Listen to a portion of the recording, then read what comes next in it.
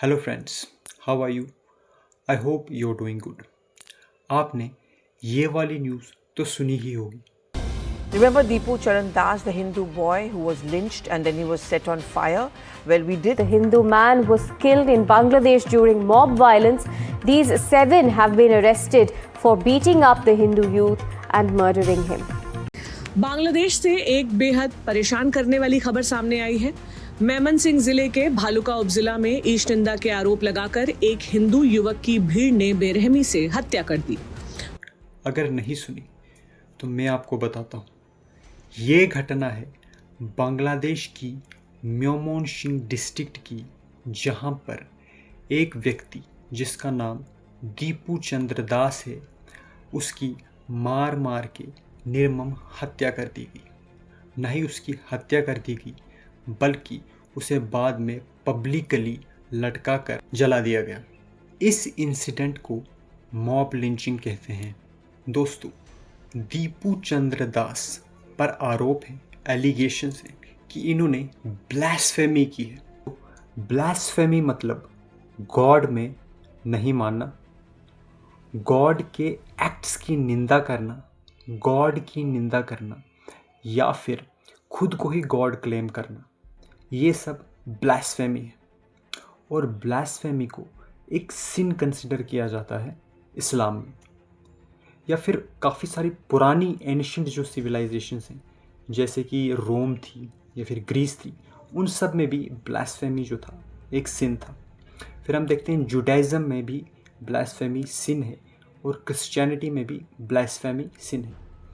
लेकिन दोस्तों, जब बांग्लादेशी इन्वेस्टिगेटिंग एजेंसीज़ ने इस इंसिडेंट की इन्वेस्टिगेशन की, वहाँ पर कहीं भी डायरेक्ट एविडेंस नहीं मिला दीपू चंद्र सेन के खिलाफ ब्लास्फेमी का। और ये उनका आखिरी वीडियो था before capturing and killing.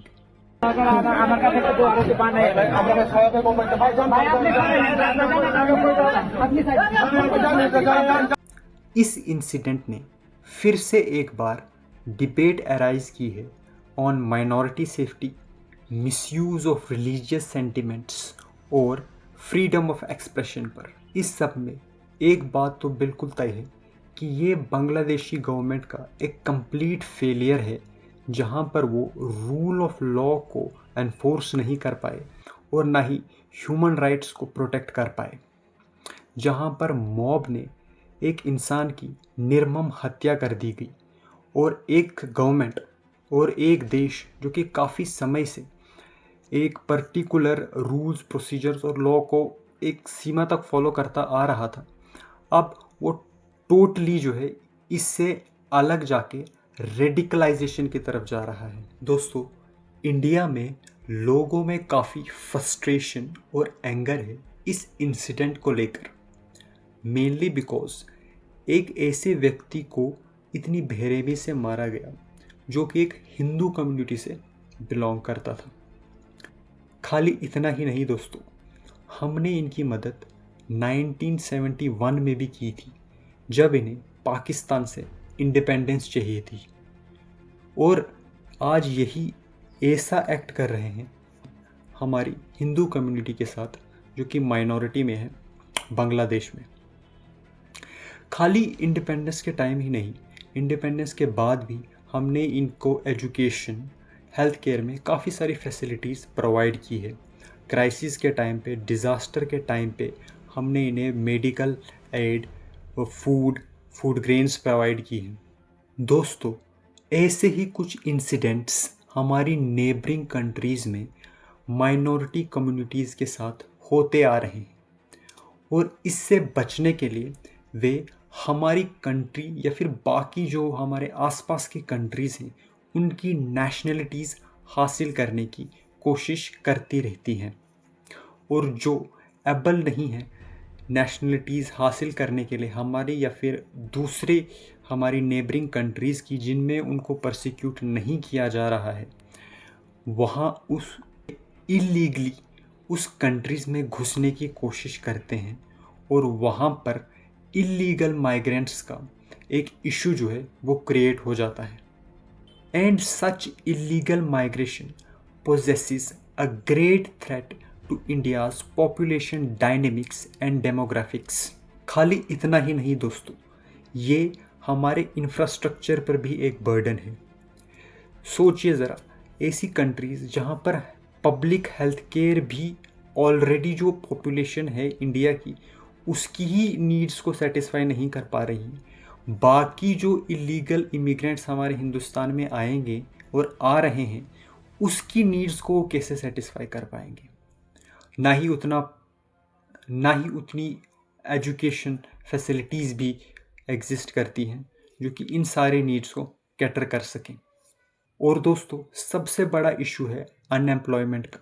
Hindustan में ऑलरेडी इतनी अनएम्प्लॉयमेंट है, तो ऊपर से इलीगल माइग्रेशन इस अनएम्प्लॉयमेंट सिचुएशन को एक क्राइसिस के रूप में न बदल दे।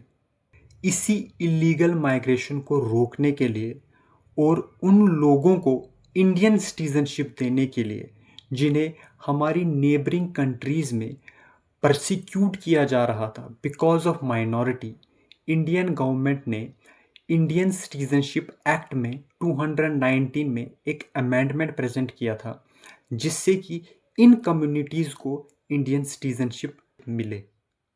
दोस्तों, अगर Bangladeshi government strict adherence to rule of law करती या वहाँ के लोग वहाँ की जुडिशरी में विश्वास रखते तो शायद ये एक्ट जो था वो कमिट ही ना होता और दीपू चंद्र सेन आज भी जिंदा होते। ये जो इंसिडेंट है या फिर इससे रिलेटेड जो इश्यूज हैं वो रिलीजन और बॉर्डर के पार जाते हैं। It's about humanity, rule of law and responsibility of every citizen to stop mob justice. Now if we talk about way forward कि अब आगे क्या, आगे हमारे पास एक ही ऑप्शन हमें दिखता है, peaceful protest until justice is delivered, and not to seek a revenge. Justice, not revenge. Awareness, not hatred, is the only path to honor the victim and protect our shared future. Thank you.